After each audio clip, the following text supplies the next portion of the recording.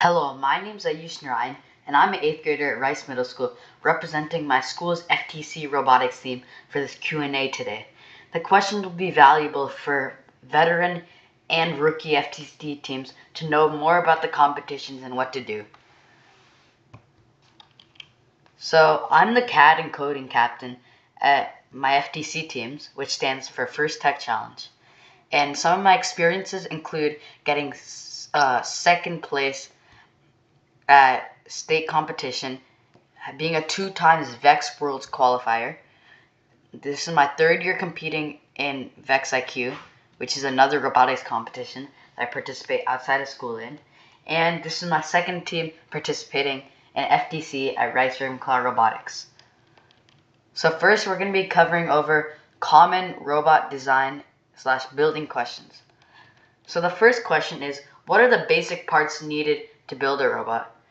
So as the FTC team, you're going to have to need Rev, GoBuilda, AndyMark, and all these major companies' parts. And the way you can get these is on their online website, which you should order. But before doing so, you should make a CAD of the robot so you can see what parts you'll need and what parts you don't.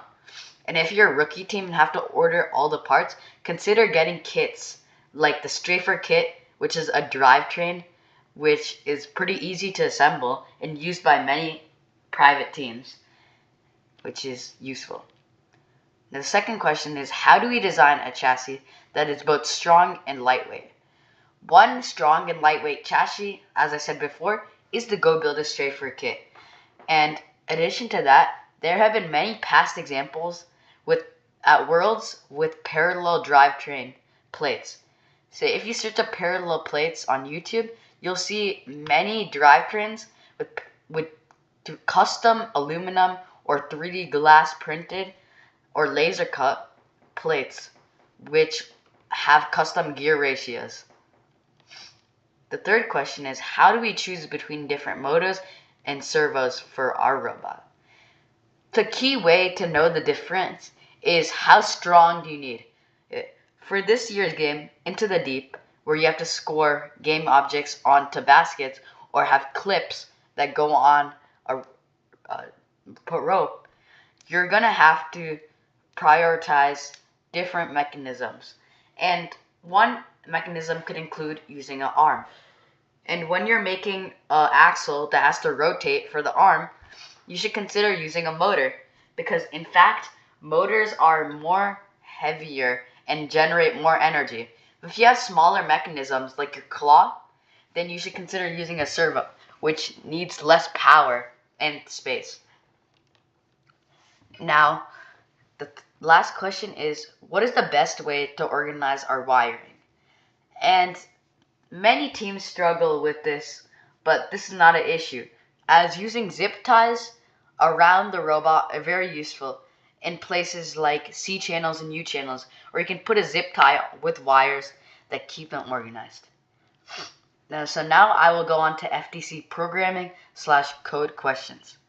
The first question is, where can I find tutorials for programming FTC robots?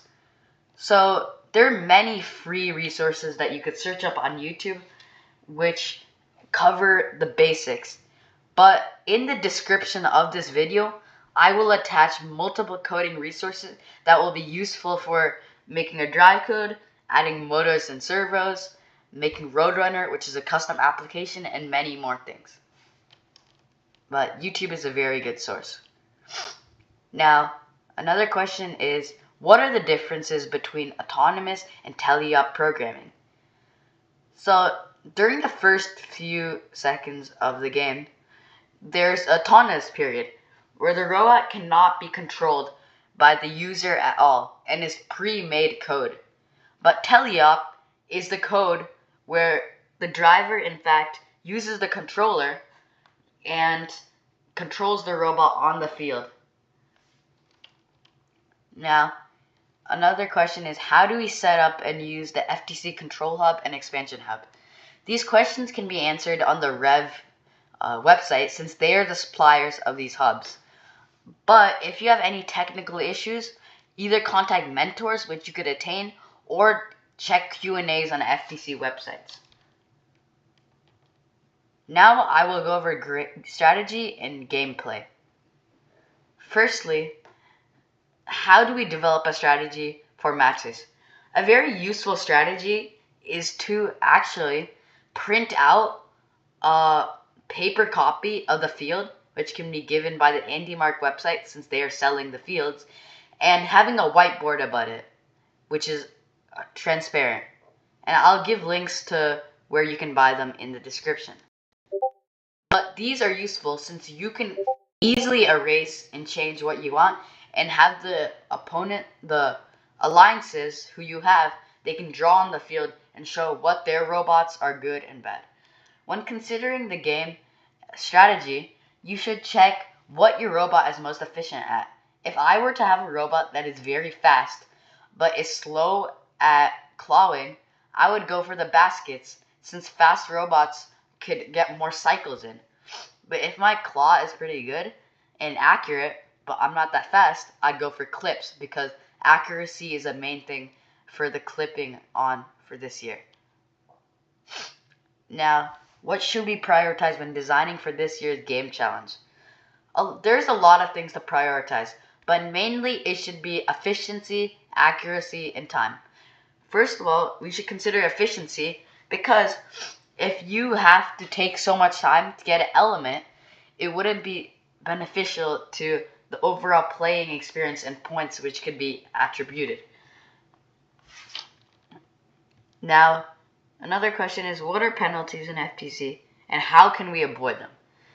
Well, penalties in FTC are when your robot or the other alliance's robot or your opponent's robot does something that is not allowed in the rules. For example, in this year's game, which is displayed by the game video, you will get a penalty if the robot goes further into the human player area. And you will lose points for the amount of times you do it, which is actually judged by an official referee at first. But for more details on specific penalties, please check the game manual, which I will also put in the description. Now, I'm going to talk about competition day. So, firstly, how do we prepare for the judging process? In fact, a pretty good way to prepare for the judging practice, for practicing the process, is to actually reach out to other FTC teams and collaborate with them. As each of the teams will have different events, different approaches, you guys can share your ideas with each other, further inspiring how you could speak about your events and how to format everything. But make a slideshow beforehand for judges to see, and often use different props like your robot, game elements, which was in last year's game, 3 printed objects that could be demonstrated, and many more. And additionally, another good resource is mentors. Mentors are good because they are a very good resource that you can use if you're having struggles with anything. Obviously, since they're called a mentor, they can't fully help you, but they can give you inspiration, ideas, and many more. A good way to get a mentor is reaching out to local teams. Many teams that our FTC has contacted, including Jasper High School and Plano West, which are senior high schools, have equally agreed to mentor us because it's a good way for outreach for their opportunities. In addition, the FTC teams can mentor local middle school and elementary school FTC teams, FLL and FTC teams, as they are always willing for more help on their projects. Now, what is a good way to organize our pit area at competitions? Since judging sometimes happens at pits during league tournaments and regionals and states, a way to organize your pit is by having a trifold, talking about the team, your outreach efforts of that season, some coding, and many more. But also, that's just for audience and other FTC teams. But specifically for the judges, also have a slideshow specially made for them, and always have people at the pit because you never know what could happen. Thank you for watching this information meeting. If you have any questions, please contact me at ayush.a.narayan@gmail.com or contact our personal FTC account which is riceravenclawftc11472 @gmail.com. Thank you for watching, and please share this video with other people.